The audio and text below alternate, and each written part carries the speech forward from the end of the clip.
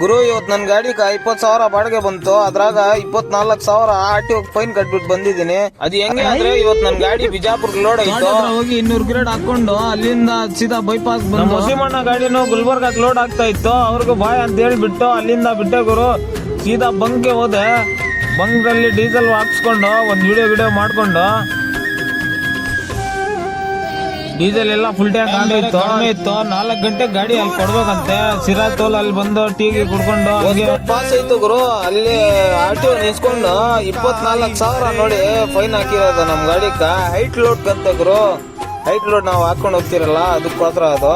ನಾನ್ ಮಲ್ಕೊಂಡಿದ್ರು 1-2 hour.